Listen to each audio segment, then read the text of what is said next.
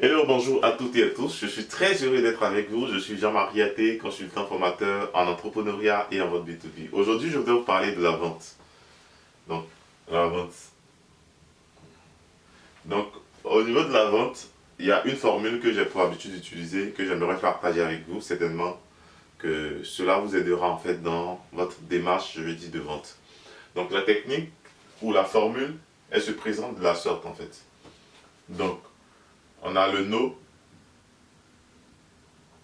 donc qui est connaître pour les francophones. Le have, qui est avoir. Le do, qui est faire. Donc on va dire peut-être agir dans ce contexte. Et le keep, qui est garder.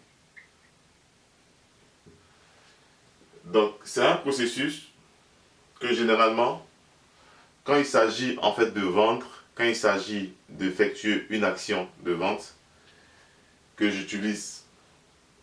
J'utilise le no pour pouvoir chercher des informations sur mon client, chercher à connaître mon client ou mon potentiel client, chercher à savoir quels sont ses besoins et à partir de là, j'aboutis au niveau du have. Donc je cherche à avoir le client, donc créer le contact avec le client, essayer de discuter avec lui et tout avoir des informations en plus. Donc le have et le do, qui est faire.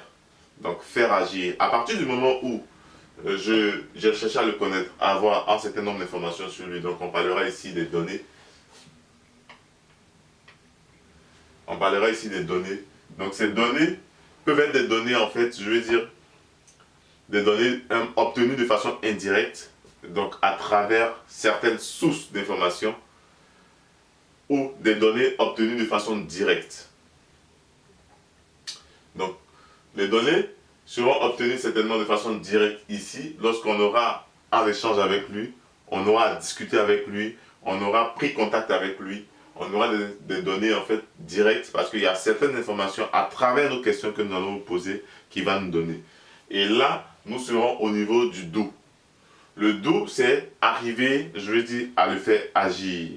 Donc, naturellement, en fonction des informations, en fonction de la première étape et de la deuxième étape, on devait pouvoir identifier, en fait, je veux dire, identifier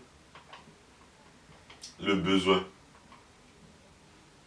Identifier le besoin, en fait, de notre potentiel client. Donc, ici, maintenant, c'est arriver, je veux dire, à le transformer. Donc, on a un potentiel client. Comment est-ce qu'il faut arriver, je veux dire, à le faire passer à une autre phase de notre processus, en fait. Donc, de ce processus-là. Donc, c'est après avoir identifié ses besoins que nous allons lui faire une offre qui correspondra réellement, je veux dire, à ses attentes. N'est-ce pas? Donc, ici, ce sera la partie de l'offre. Donc, comment construire une offre qui correspond réellement à ses attentes et qui lui permet certainement d'être, je vais dire, satisfait par rapport aux besoins qu'il a exprimés. Et ce que beaucoup de personnes ne font pas, c'est que après avoir mis à disposition l'offre, en fait, l'offre, après avoir mis à la disposition l'offre, donc dès que le client a récupéré l'offre qu'on lui a proposée, tout ça, beaucoup de personnes, beaucoup de vendeurs ne prolongent pas, en fait, je vais dire, le processus. Donc, certains vendeurs s'arrêtent à ce niveau. Donc, on a cherché à connaître le client, on a cherché à l'avoir, on a cherché à le faire agir et on s'arrête là. Ce qui est important et nécessaire, c'est d'aller plus loin. Donc, on va plus loin à travers quoi? À travers le keep qui consiste en fait à conserver, à garder le client.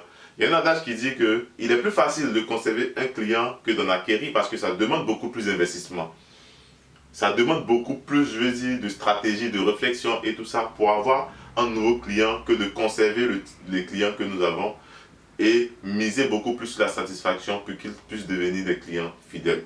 Donc voilà un peu le processus que j'utilise. Le 1 qui est le no, le 2 le have, le 3 le do et le 4 le keep. C'est un processus qui est simple et qui vous permet d'aller, je veux dire, de l'approche à la conclusion en passant, je dis, par la question de la fidélisation. C'est vrai, après, il y a plusieurs éléments qui rentrent en ligne de compte dans ces différents éléments, mais de façon plus simple, voici ce que vous devez comprendre, je veux dire, en ce qui concerne ce processus-là. Moi, j'ai été très heureux d'être avec vous.